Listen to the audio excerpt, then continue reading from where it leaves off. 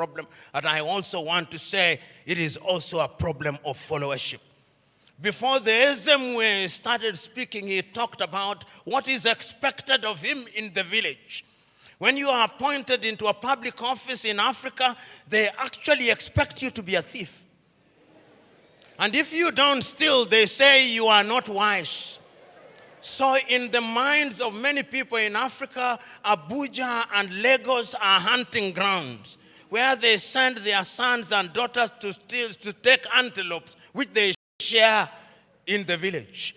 That thinking must change, because service for humanity is what we must look at. And I have no doubt in my mind that Africa can do it. When I look at Africa and I look at Nigeria, I see an Africa that is capable of rising because our sons and daughters now present in the continent and even in the diaspora. You go and see the Africans in the diaspora, whether they are in Antigua and Barbuda, and my good friend here, the ambassador of Antigua and Barbuda, Wallace Williams, Trinidad and Tobago, will agree with me in that regard. You go to St. Vincent's and Grenadines, you go to Jamaica, everybody now wants to come and invest in Africa. But we must make the circumstances right.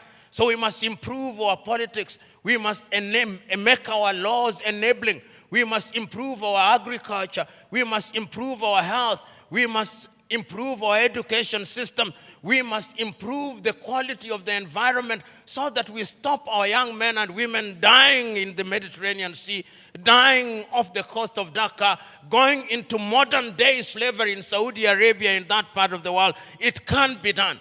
We have seen it done during our lifetime. We have seen South Korea do it.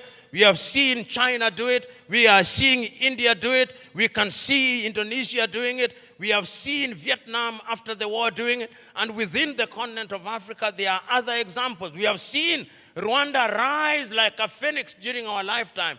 We have seen Botswana do it. We have seen Cabo Verde do it. We have seen Mauritius doing it. It can be done. And if we agree that it can be done, what we must now do is to take a solemn vow. And that solemn vow must come from these words spoken by Julius Kambarage Nyerere on the 6th day of March 1997 in Accra, Ghana, when he was called upon to be the guest on the 40th anniversary of Ghana's independence. This is what he said, and I say this, then I shut up and sit down. Mwalimu said, when Kwame Nkrumah told us in 1963 that we ought to unite, we agreed with him.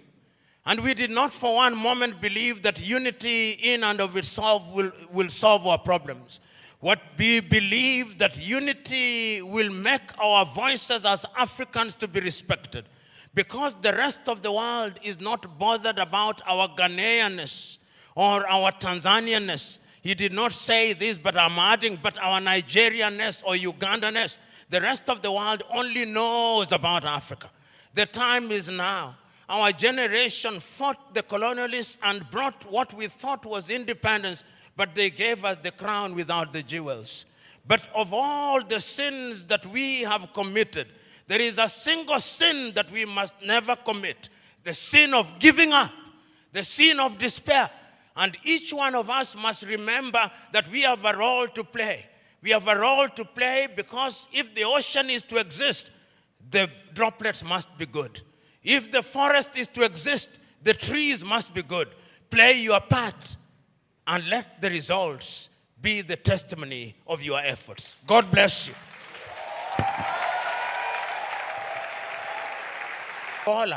In Mozambique, in Guinea-Bissau, under the aegis of the OAU, Africa was able to chase away the apartheid regime in what is now Namibia and the Ian Smith regime in what is now Zimbabwe. Let us not judge ourselves too harshly. We have made our mistakes, but sometimes it is proper, as my sister said, that we see half full glass rather than half empty. We must not debilitate ourselves by constantly bashing ourselves and looking at Africa from jaundiced eyes from Europe and America. And I'm suggesting to you, we have and will continue to make our mistakes. Look at Africa and the decision that she has made for herself over the years. As early as 1980, Africans sitting here in Lagos, Nigeria, came up with the Lagos Plan of Action. And the Lagos Plan of Action told Africa, in order for Africa to realize our potential, we must trade amongst ourselves. But the neocolonizer was not resting. A little earlier, 5 years earlier, the neocolonizers had sat down in Lomé in Togo, not too far from here, and came up with an agreement of African and European and Pacific countries. And when that did not work, they sat again in Cotonou here in Benin and came up with the Cotonou Agreement. They are never resting. We must never forget that. The neocolonialist is alive and well and is always trying to frustrate what we do because Africa is their hunting ground. And we did not stop there. When we are doing things, you tell me what Africa has not tried to do. In terms of the airspace, we agreed in Yamoussoukro, in La Côte d'Ivoire, that we will open our airspaces in 1988. We sat in Abuja here in Nigeria in 2001 and said we were going to spend not less than 15% of our budget in the health sector. We sat in Malabo, Equatorial Guinea in 2014 and said we were going to focus on agriculture. We sat down in Maputo in 2013 and said we were going to ensure that our women were mainstreamed in the activities of Africa. We sat down in Abuja in 2014 and said we were going to have free movement of people, and once again sat down in Kigali, Rwanda 2018 and said we were going to eliminate visas. We sat down in Abuja and said that we were going to silence the guns in 2013. We did not. And we sat down in 2020 and said we were going to silence them. And now the guns are alive and well. And who are supplying us with the weapons? It is not us. It is others.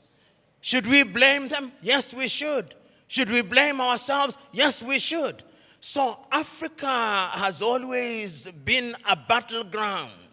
And the rhetoric that we see and the manner in which we ourselves are educated. My sister talked about education. But really, what are we teaching ourselves? It is fella Nicola Pokuti said, "Teacher, don't teach me nonsense."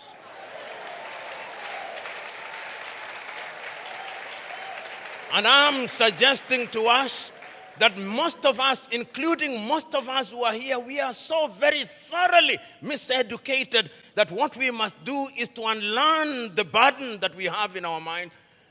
Those of us who are lawyers, when do we feel happiest? When we cite an English authority to determine a land case in Abeokuta.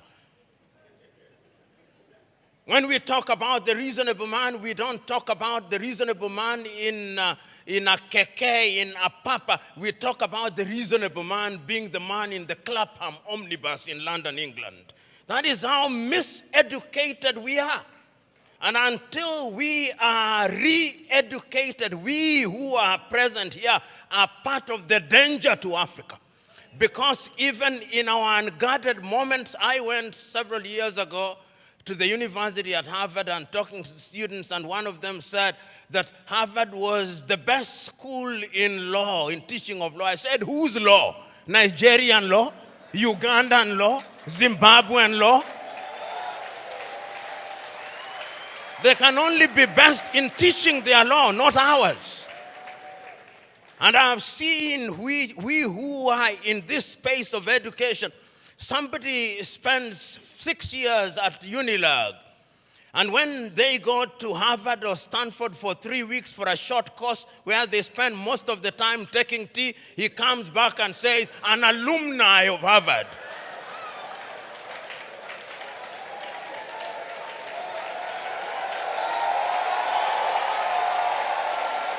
So the time is now. The time is now to begin re-educating ourselves. The time is now to exercise the ghost of low self-esteem.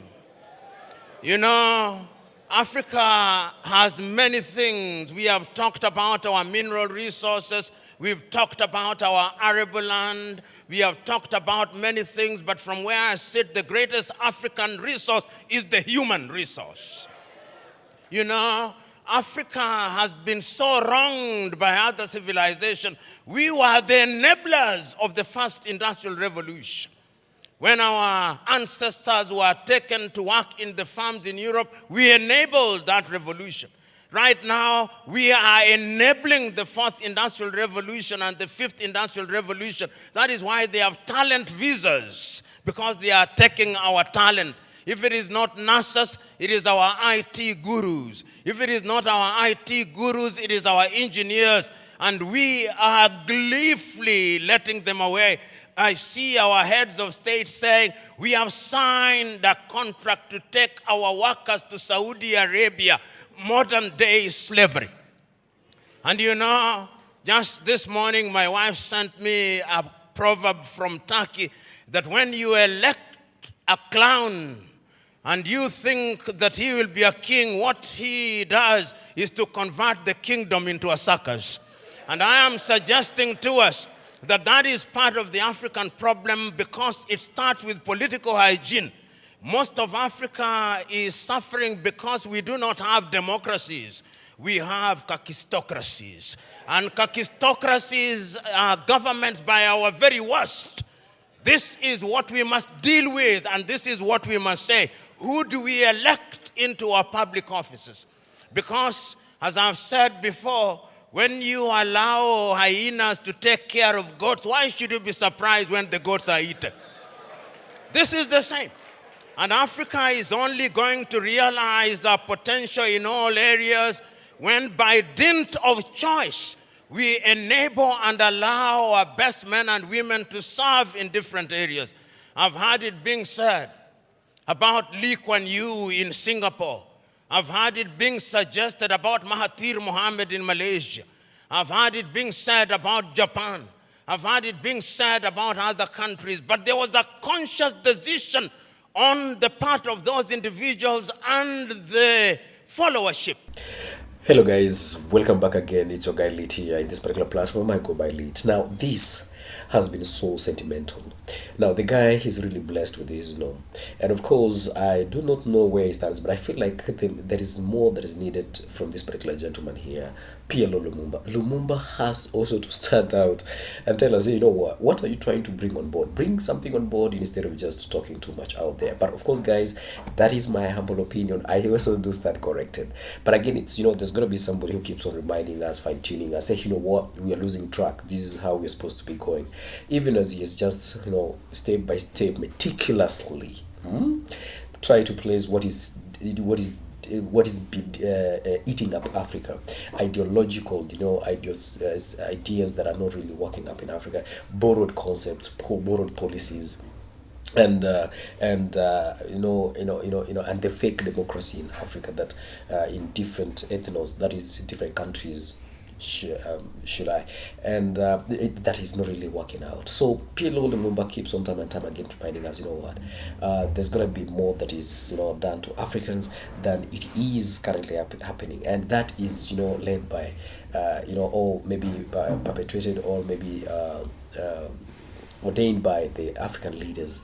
And this one is the poor leadership skills that he keeps on mentioning, and incompetent leaders whose values are weaker than other people's policies, whose convictions are weaker than other people's values out there. Guys, Africans and Africans in the diaspora, it's high time that Africans need to stand up for what exactly they know, that to state and lay grounds for what the future of Africa really entails. Guys, it has been my opinion, and I feel like it is really good to keep on listening to this particular gentleman, because the carve and pave way for the future generations of the Africans and the future that Africans really deserve for themselves. So adios for now, stay put, and in case you just coming across this particular work, it's your first time, how about these? Do drop me a comment on comment section, leave that particular notification bell on, and that will make YouTube recommend this particular video for more views and more community out there. So stay put.